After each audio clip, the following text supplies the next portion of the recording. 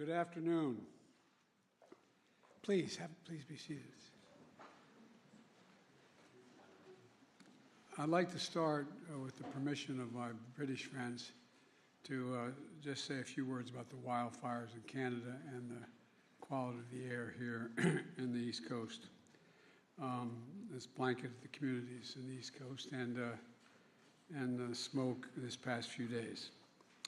I just put out a more detailed statement, so for the press and for people to see, but I spoke yesterday with Prime Minister Trudeau, and I've decided, dictated a national interagency fire center response to Canada's request for additional firefighters and the fire suppression assets such as air tankers. We already have 600 American firefighters on the ground and been there for a while in Canada, including hotshots and the smoke jumper crews. And it's very important that affected communities listen to the guidance of their state and local officials from this point forward. To keep up to date on the air quality in real time, go to the app that we provided. It's called airnow.gov, and check on one another. And by the way, what you'll get is something that looks like this with a calibrated piece that says when the air is clean and when the air is dangerous and hazardous. And it dictates what to tell you the air quality in the neighborhood. Now, it's my honor to welcome Prime Minister Sunak to the White House. Rishi, you're probably tired of meeting. We met in March in San Diego to discuss AUKUS and with Prime Minister of Australia. In April, we were there for the 25th anniversary of the Good Friday Agreement in Belfast. We met and discussed again today the need to get the Stormont Institution Northern Ireland up and running.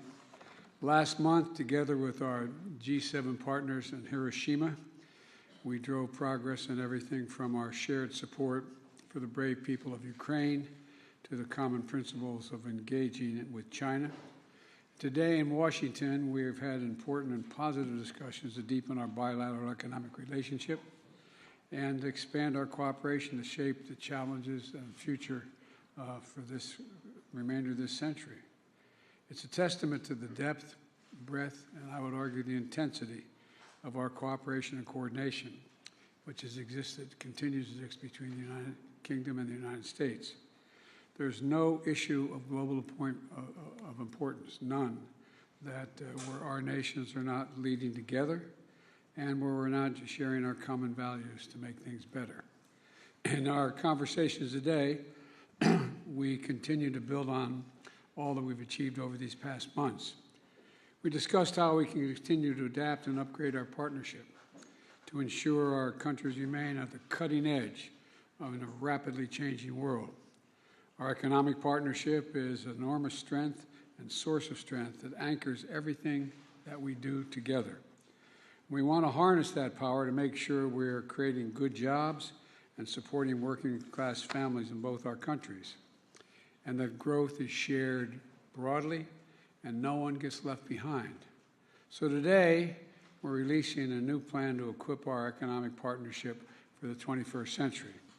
It outlines how we can enhance our cooperation to accelerate the clean energy transition that must take place and is taking place, lead the development of emerging technologies that are going to shape so much of our future, and protect technologies critical to our national security. And a key piece of that is working together to strengthen our critical mineral supply chains and to make them more resilient so we're not dependent on any one country to meet our goals. When it comes to technology that will shape the future, like semiconductors, quantum computing, artificial intelligence, the UK and the US are working together to make sure they are developed safely and responsibly and jointly. We're going to do more on joint research and development to ensure the future we're building remains fundamentally aligned with our value set in both our countries. And we're doing more to prevent technologies that are invented and developed in our countries from being used for military or intelligence purposes by countries that do not share our values. Today, we'll also discuss our unwavering support for the people of Ukraine and who are defending themselves against the most brutal aggression we've seen in a long time at the hands of Russia and Putin. The UK and the United States, together with more than 50 partners, have committed historic levels of security assistance to Ukraine. And I want to thank the Prime Minister for his strong leadership, contributing significant amounts of security assistance and training Ukrainian troops so they can effectively use the equipment and ammunition we've collectively provided them. And I'm bringing the world together later this month to drive support for Ukraine's long-term economic recovery. You're doing a great deal. So, Mr. Prime Minister, thank you for making the journey to Washington. Earlier this week, we marked the 79th anniversary of D-Day, and a timely reminder of the proud history of our nation's share and the values that we have long stood together to defend. That's the unshakable foundation of this special relationship, and it is a special relationship. There's no country closer to us than Great Britain. Today, as NATO allies, partners in innovation, as friends in a shared vision of the future, and our two nations are ready to meet the challenges of our time and meet them together. And I'm confident the United Kingdom and the United States will continue to lead the world toward greater peace, prosperity, and security for all. So thank you again, Mr. Prime Minister, and the floor is yours. Thank you, Mr. President. Before I begin my remarks, a word, if I may, on what happened in France this morning. All our thoughts are with those affected by this unfathomable attack, including a British child, and with their families. I've been in touch with President Macron, and we stand ready to offer any assistance that we can. Mr. President, Joe, it is an honour to be here at the White House, and thank you for your very warm welcome. Not for decades has the relationship between our two nations been so important. The values we share, our belief in freedom, democracy, and the rule of law, have never changed. They never will. But what has changed are the challenges that we face. And standing here together, as our predecessors have done for generations, I feel confident that through the strength of our relationship, we can shape the world once again in our pursuit of liberty, prosperity, and the possibilities of a new age. And that begins with our highest priority, national security. Last time I was here in the US, we signed AUKUS, the most significant defense partnership in generations, because we recognize that the security of the Atlantic and Pacific regions are indivisible. And just a fortnight ago, in Hiroshima, President Biden and I stood with President Zelensky and our G7 allies in a powerful display of unity. The UK is proud of our contribution, including providing tanks, long-range weapons, and training Ukrainian soldiers. But let no one doubt, US leadership and resources are the decisive contribution allowing the forces of democracy and freedom to prevail. As I said in Congress, and I say again now to President Biden and to the American people, thank you. And just as we collaborate to protect our national security, so must we increasingly do the same to protect our economic security, on which our prosperity depends. Countries like China and Russia are willing to manipulate and exploit our openness, steal our intellectual property, use technology for authoritarian ends, or withdraw crucial resources like energy. They will not succeed. Today we have agreed the Atlantic Declaration, a new economic partnership for a new age, of a kind that has never been agreed before. Yes, a partnership that protects our citizens, but more than that, a test case for the kind of reimagined alliances President Biden has spoken so eloquently about. That means new investment. This week alone, £14 billion of new American investment has been committed into the UK, creating thousands of jobs. It means stronger supply chains with a new action plan on clean energy. And it means reducing trade barriers in the technologies of the future with a new secure UK-US data bridge, helping tens of thousands of small businesses. An agreement to work towards mutual recognition of more professional qualifications in areas like engineering, and we're launching negotiations on a new critical minerals agreement. Once concluded, this will give UK companies stronger access to the US market. And we're building on our extraordinary shared strengths in cutting-edge future technologies, with joint research collaborations in areas like quantum, semiconductors, and AI. Now, our job as leaders is to ensure that this technological revolution makes us more secure and not less. Last week, the pioneers of artificial intelligence warned us about the scale of the challenge as well as the opportunity. The US and the UK are the world's foremost democratic AI powers. So today, President and I agreed to work together on AI safety, including multilaterally. Now, the UK looks forward to hosting the first global summit on AI safety later this year, so that we can seize the extraordinary possibilities of this new technological age and do so with confidence. And we are well placed to do so. I know some people have wondered what kind of partner Britain would be after we left the EU. I'd say, judge us by our actions. We're committed to our values as ever, as reliable an ally as ever, as attractive an investment destination as ever. But we're changing too. We're strengthening our relationships, not just with old friends like America and in Europe, but with new friends in the Indo-Pacific too. And we now have the freedom to regulate the new technologies that will shape our economic future, like AI, more quickly and flexibly. That is the future that we are creating in Britain, confident, proud, and free. And let me close with a personal reflection. As Joe mentioned, he and I have seen quite a lot of each other in recent months. I gather our wives have even started to take spin classes together. And we were talking earlier about our hometowns. Joe is very rightly proud of Scranton. And I was telling him a little bit about Southampton in England, where I'm from. Now, not everyone knows this, but it was in a church in Southampton where in the days before he set sail for these shores that John Winthrop first spoke about his dream of building a city on a hill. And that reminds us that the relationship between our two nations is unlike any other. Our alliance is so strong because it is not abstract. It is rooted in our people. And it's never been about our history alone, but about our ability to grasp the future. We share the same beliefs, pursue the same purpose, and act according to the same ideals. And that's why today, as we meet the challenges of our time, we can depend on each other with absolute conviction. When the United States and the United Kingdom stand together, the world is a safer, better, and more prosperous place. And that's why ours is the indispensable alliance. Thank you. Thank you, Mr. Prime Minister. All right, first question goes to James of the Financial Times, unless he left. Thank you, Mr. President.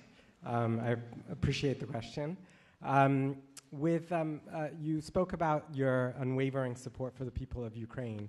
So much of that depends on funding from the US Congress. And now with the counteroffensive underway, when do you expect to return to Congress and ask for new funding? And how much do you expect you will need?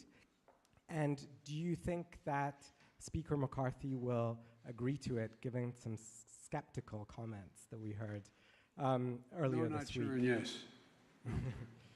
And to Prime Minister Sunak, you spoke earlier this week about the importance of finding long-term security arrangements and agreements for the defense of Ukraine for many years ahead.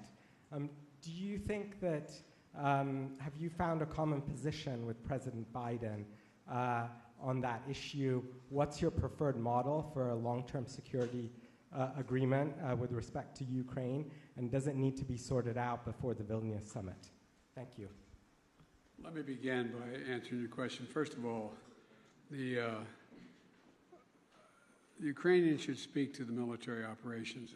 I won't do that from here. We've done everything we could collectively, but individually in the United States, to make them ready to support that it's going to continue, and an evolving situation that we're very optimistic.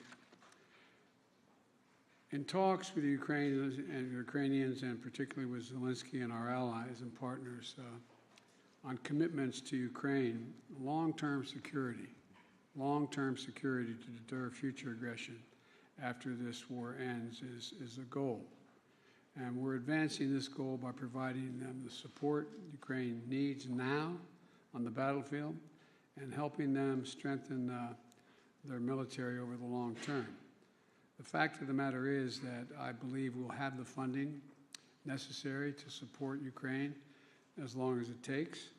And I believe that that support will be real, even though you hear some voices today on Capitol Hill about whether or not we should continue to support Ukraine and for how long we should support them.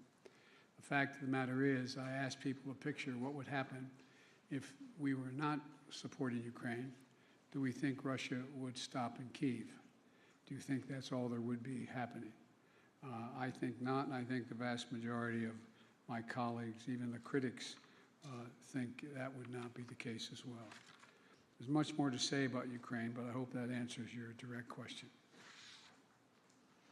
James, thank you for the question. If I might actually touch on your first question first, and say it's actually entirely reasonable for the American people to hear what I say and hopefully acknowledge the thanks that we have for their support of the situation in Ukraine, but also ask if everyone is doing their bit. And that's why, as I said, the UK is proud to be behind the US, the biggest contributor to the military effort in Ukraine. And I think it's right that other countries also step up and do their part. We're lucky to have America's investment in European security, but we need to share the burden alongside you, which is why defence spending in the UK has been above the 2% NATO benchmark. It's on an increasing trajectory, and we would encourage other countries to follow the lead that the US and the UK set, because our security is collective. I think the other thing for you to know about us as an ally is we also view security as indivisible between the Euro-Atlantic region and the Pacific. That's why the AUKUS partnership is so important. That's why we're strengthening our engagement and alliances in that region too, so that the US can count on the UK as a partner and an ally, sharing the burden, but also working together in every sphere that it matters. And on your latter question, I agree with what the President said. It's about deterrence.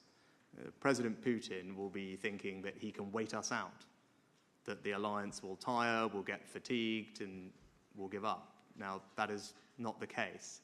And the more we can put in place support for Ukraine, not just in the here and now, but support that will last for a time and for years to come, I think it sends a strong signal to him that there is no point trying to wait us out. We're not going anywhere.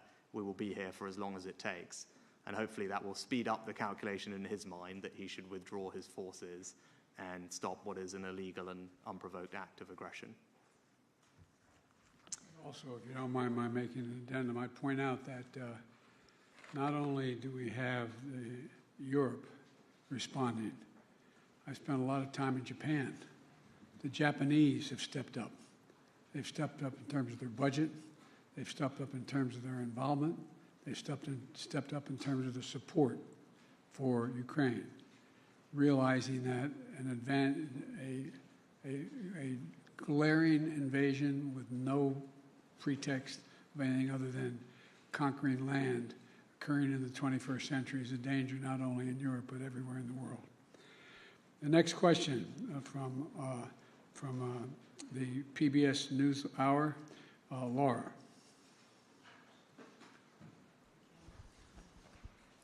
Thank you, Mr. President. I think you're going to steal the mic. That's why they. Yeah, they're holding on to it. Laura Barone-Lopez with the PBS NewsHour. All over the country, Mr. President, Republican-led states are passing laws, passing anti-LGBTQ, anti-transgender laws that restrict rights in medical care. Intimidation is on the rise. This week, anti-LGBTQ protesters turned violent in California. And also recently, I spoke to the parents of a transgender girl in Texas who told me that they're afraid and that they're considering leaving not just their state, but the country. Sir, why do you think this is happening, and what do you say to parents like the ones that I spoke to those families who are contemplating leaving the country because they don't feel safe anymore? And then Prime Minister Sunak, thank you. You mentioned that AI has been a key part of your visit.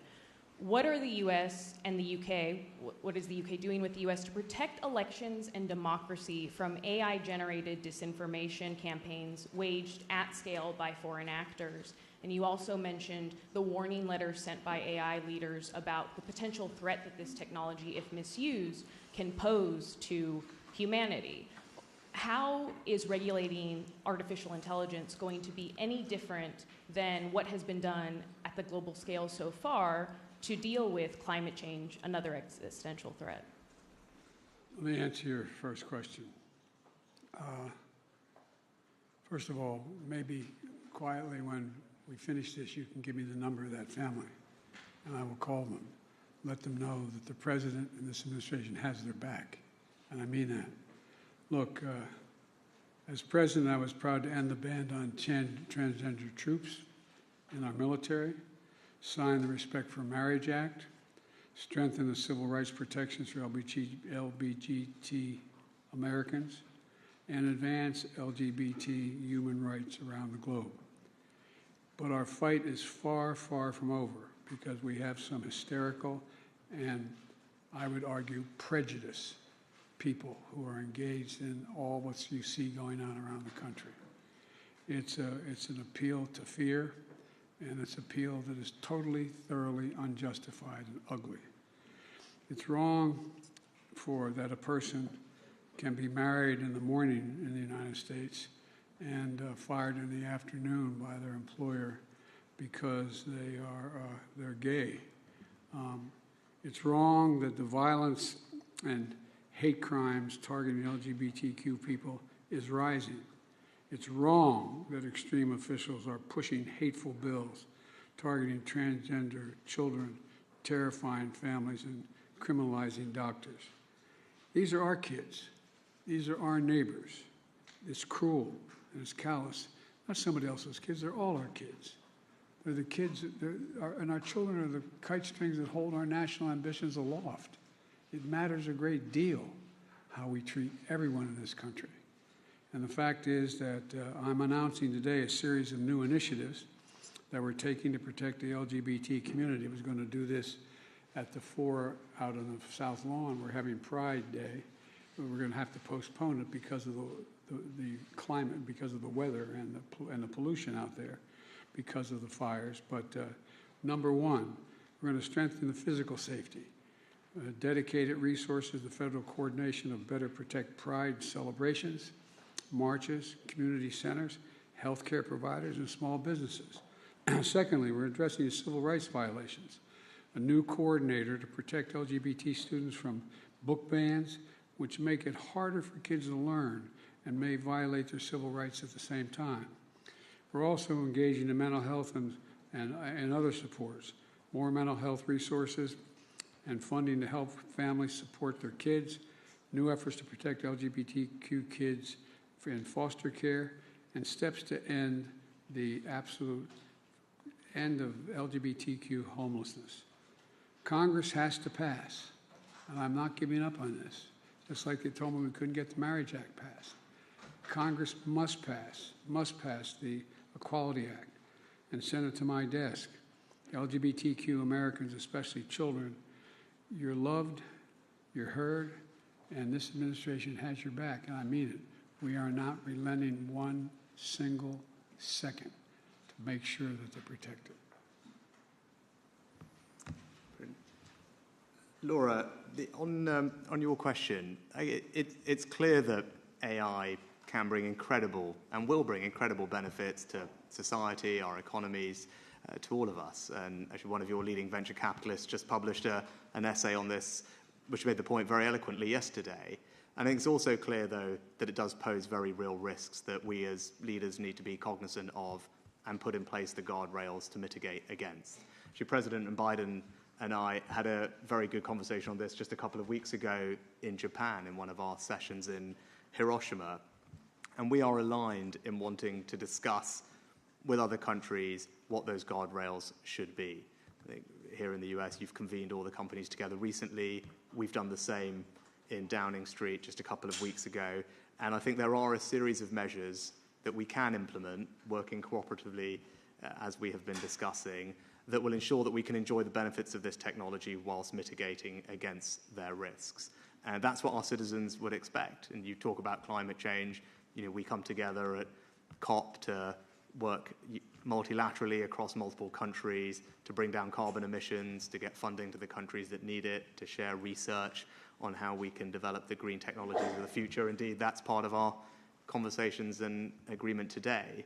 Now, we need to bring that same spirit of urgency, I think, to the challenges and opportunities that AI poses, because the pace of the technological change is faster than people had anticipated. And I think the letter that you mentioned kind of reminded us that we do need to work urgently to address this issue. And I'm delighted that Joe and I and others will be doing that with all great haste.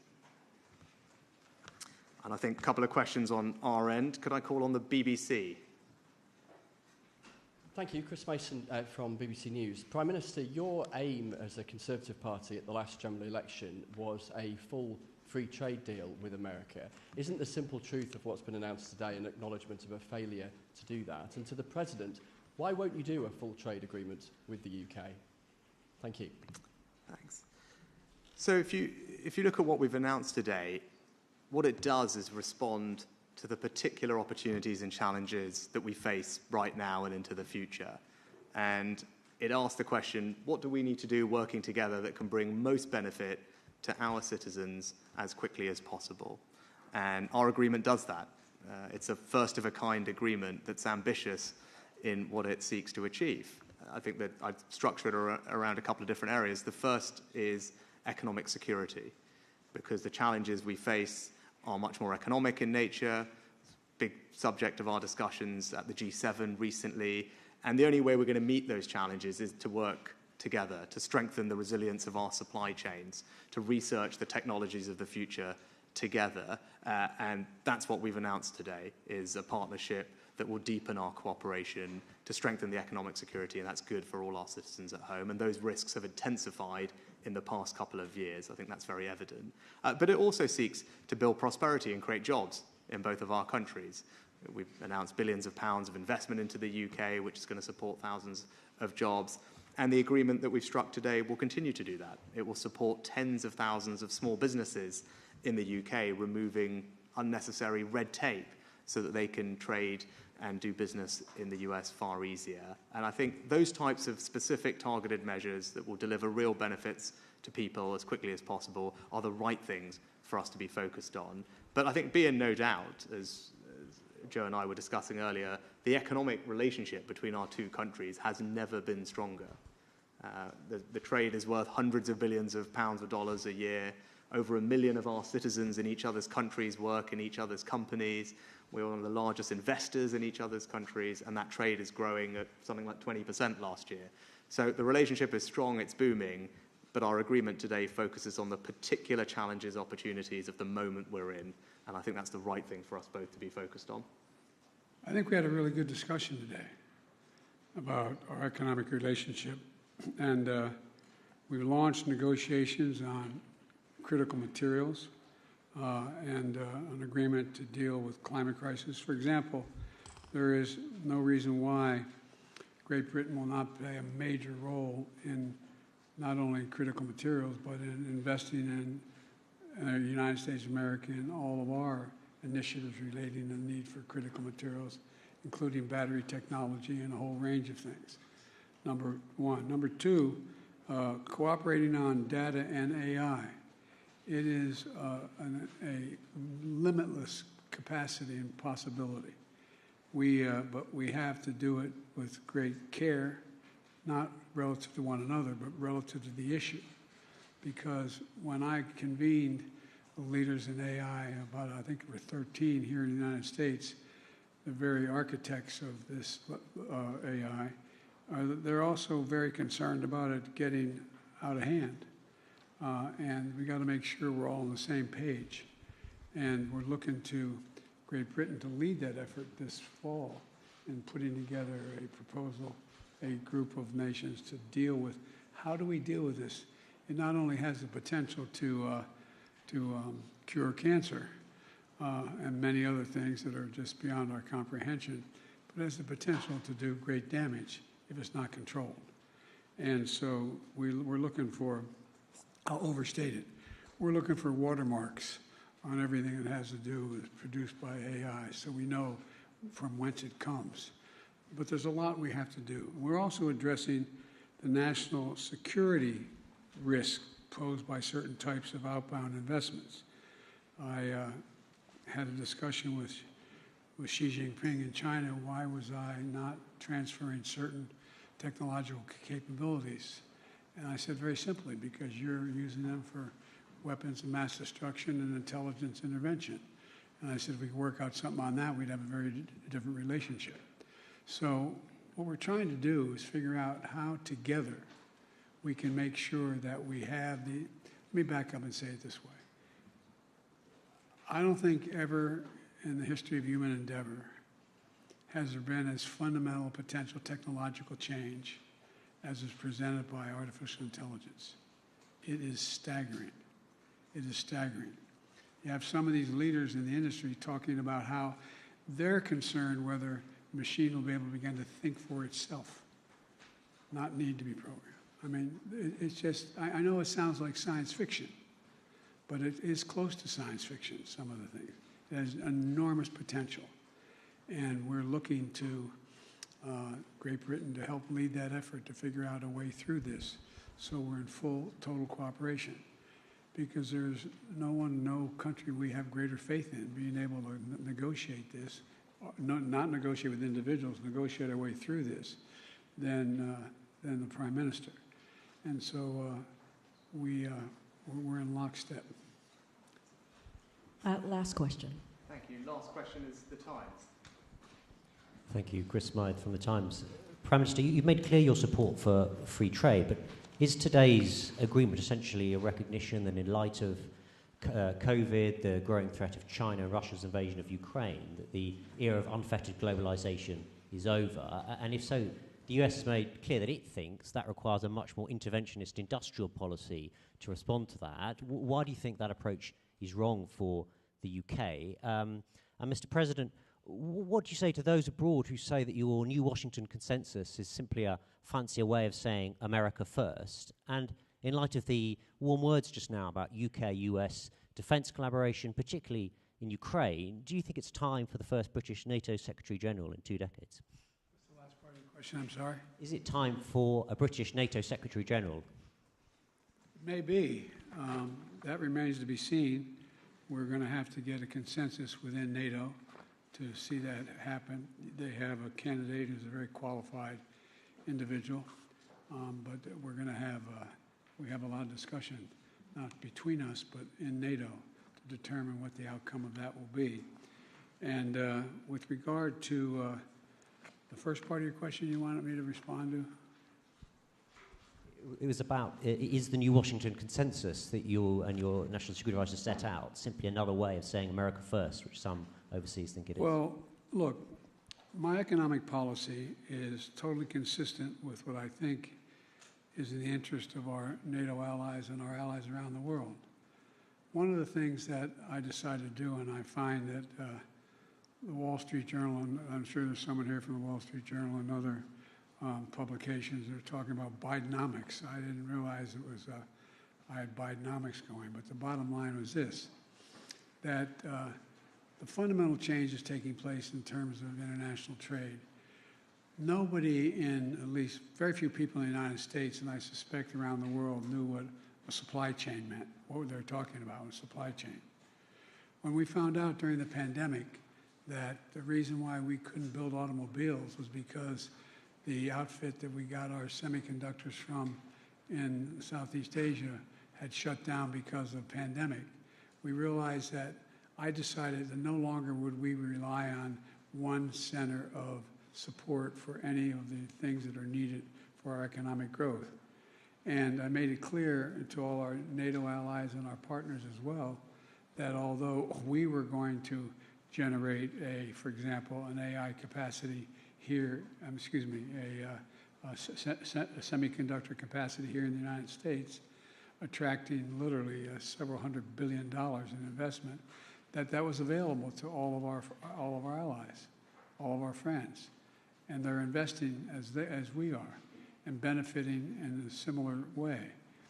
The bottom line here for me is that I think that the world is changing in a way that globalization is still real, but the measure of what we used to call in the United States trickle-down economics, where if the trickle-down economics resulted in Democratic and Republican administrations for generations in making sure we found the cheapest labor in the world, sent the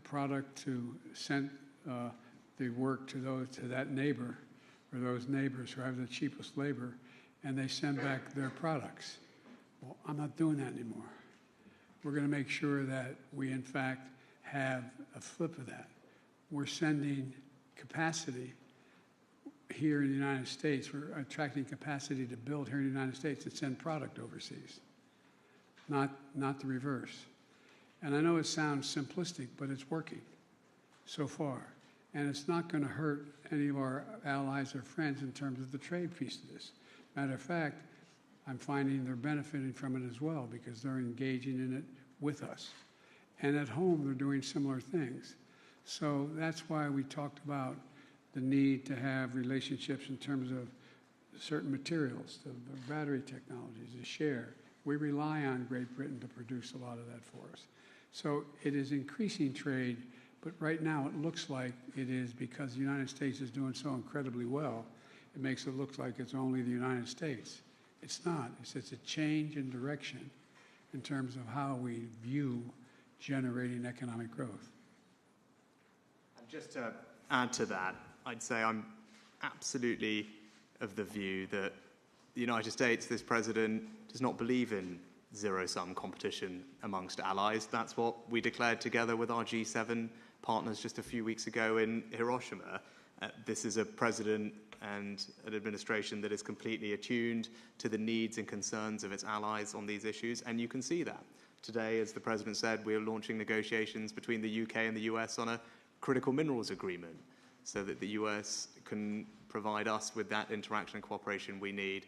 And the Atlantic Declaration that we've announced today just talks about strengthening, deepening our cooperation. It's not about looking in and being protection. It's about the exact opposite of that. And it's about strengthening that cooperation across the full spectrum of economic, technological, and other spheres. And that's what you will see. You'll see that from the president. You'll see it from me. You'll see the UK and the US working even more closely together on all the big economic issues of our time, because that's what the moment demands, and that's what our citizens need us to do, and that's what the president and I plan to deliver. It's not just our citizens. Look, the global south, there are going to be 1 billion people in Africa very shortly. 1 billion.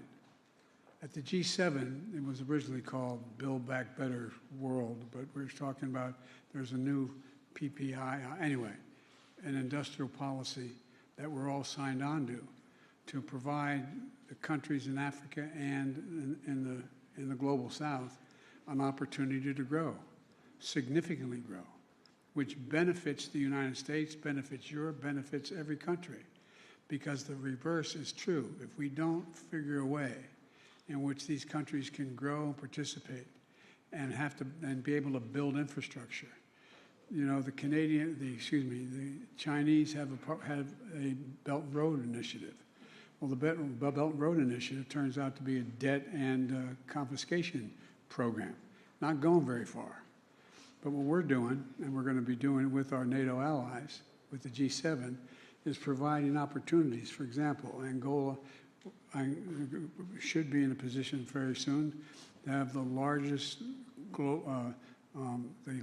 solar facility in the world, generating significant amounts of energy. Benefits us, benefits them, brings them into the 21st century in a way that they've never been before. We're talking about building, and I have my team putting together with other countries as well, to build a railroad from the Pacific Ocean, from the Atlantic Ocean, all the way to the Indian Ocean. Never occurred before. How our departments of agriculture are working with these countries. So there's a significant amount of cooperation, not to hoard capacity, but to expand capacity, to further expand opportunity, because we all benefit from it. And one thing I've learned is that we are not going to be able to deal with the global warming, which is the most consequential threat to humanity, if we don't do it, unless we engage more together, not fewer, not less together. And so the United States will do what it can do well and invite all of our partners to be part of it if we can. Thank you.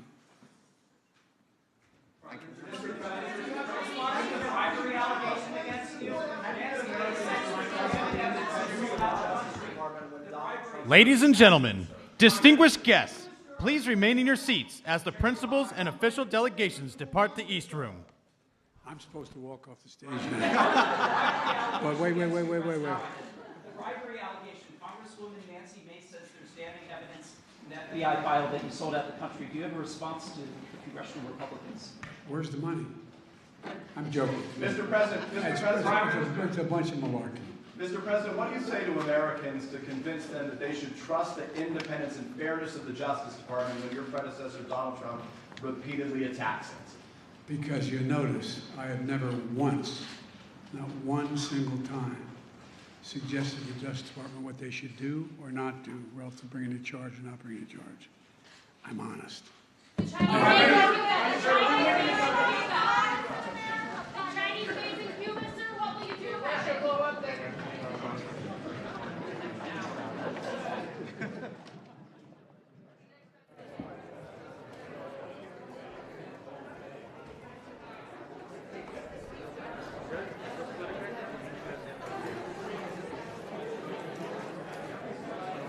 New numbers? Okay.